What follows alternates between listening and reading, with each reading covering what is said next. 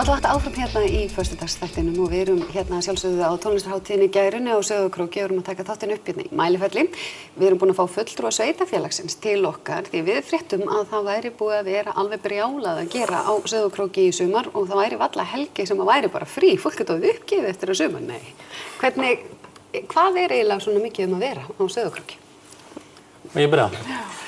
Það bara alltaf mikið að vera. Við vorum nú einmitt að spjalla saman þetta áðan við Ásta og fórum svona yfir þessa helstu viðburði í Skagafirði og þessi föstu viðburði eru svona milli 30-40 talsins yfir árið fyrir utan alla þessa minni og það líður varla svo helgi eins og þú segir það sem ekki eitthvað að vera og jafnvel margir viðburði sömu helgi eins og þessa helgi. Það ekki bara gæra hérna, það hólahátíð og hippaball og sturlungadagur og fleira. Þannig við erum bara mjög kátt með þetta. Það nefnilega alveg ótrúlegt. Þetta náttúrulega ekki fjölmennt svæði. Hvers vegna þessi gróska hérna? Ég kann nú kannski eitthvað skýringu á því en sveitafélagið hefur auðvitað svona tekið öllu vel og við viljum vera gestir sinni og taka vel á móti fólki. Og svo líka kannski þetta auðgar mannlífið. Það svo gaman að taka á móti gestum og fá fullt af fólki á staðinn og í fjörðinn. Þetta þriðja stóra helgin í röða sem að fá inn mikið af fólki. Við vorum með landsmótið, náttúrulega risahelgi.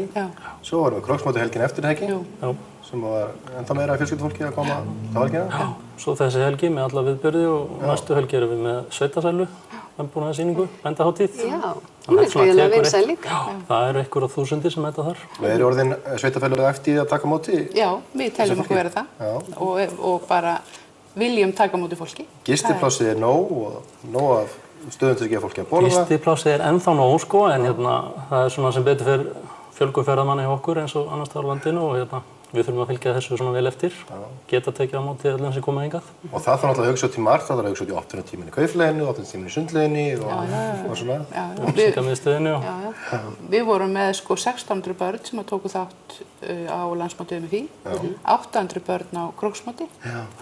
Og fullt af fullorðnu fólki þessa helgi, þannig að þetta bara mjög skemmtilegt. Þetta svolítið skemmtilegt, þetta ótrúlega fjölbreytt. Þetta ekki eins og kannski vill verða á minni stöðum og það kannski eitthvað eitt eða kannski einsleitara. Þetta mjög fjölbreytt, hvort sem eru íþróttir, tónlistarlíf eða sögutengt efni eða atvinnulífssýningu svo var nú hérna síðan í vor.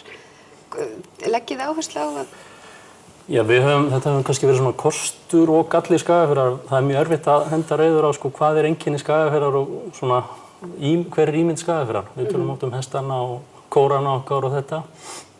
En þetta rétt hjá, við erum ekki með fiskidaga eða mærudaga sem svona stóri dagurinn. Við erum með fullt af hátíðum gegnumgangandi. Þetta ekki bara við sumarið, heldur vetrartímann líka. Og það eru þetta mikið sem gengur út á hestin og kóra, en þetta eru atvinnulífssýningar, þetta eru bændahátíðir, þetta eru fótboltamót, íþróttamót. Svo árlegt vetrarhátíð í Tindastól á skíðasvæðinu, sem það hefur verið að reyna að færa þetta yfir á vetrartíma líka. Við spólum aðeins tilbaka. Hippadagur, sagður hann. Hippaball. Hippaball. Hvað er það? Það ball sem haldið núna annað kvöld held ég, í félagsheimilinu Kettilási í Fljótum og þetta Í Kettilási, gamla eðalbaðstofan. Nákvæmlega, ég held að þetta sé, hvað er þetta, 4. eða 5. ári? Já, 4. eða 5. já, og aldurstakmark 45 ára. Já, við komumst ekki inn. Þeir sem eru yngri, þeir mega komið til með fullorðnum. Það þannig og þetta alltaf mikið gleði.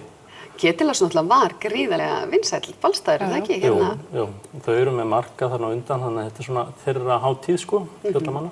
Þannig að aldurinn miðast svolítið kannski við fólk sem hefur upplifað að fara þar á ball og tónlistin er svona svipuðum stað og varspil þar þá. Þetta náttúrulega yndislegur stað, þetta þegar þú kemur í rauninni eitthvað upp úr Fljótunum. Og ámar þá að mæta í gömlu hippafötunum sínum og hippatónlistin spiluð. Allir að mæta. Það gæra. Þú átt ekki blóm í hári kannski. Það sem ekki orðið 45. Já, ég get bóðið Sigfúsi með mér hann getur verið 45. Ég kemst ekki inn í þetta. Þú ert á ungur? Ég ungur. En talandi Gæruna, hvernig, ég heyrði það hjá skipuleggjendum og sveitafélagið styður dyggilega við þessa hátíð. Hvers vegna? Ég held að svona mjög fljótt hafi verið litið á þetta sem bara mjög spennandi og skemmtilegt og metnaðarfullt verkefni. Og ég svona, síðan að ég allavega var þetta 2010 fyrst? Þetta er 5. árið. Já. allavega eftir að ég kom að þessu þá hefur verið bara einhugur það að styðja við þetta og reyna að gera svona það sem hægt að gera til þess að þetta fari vel fram.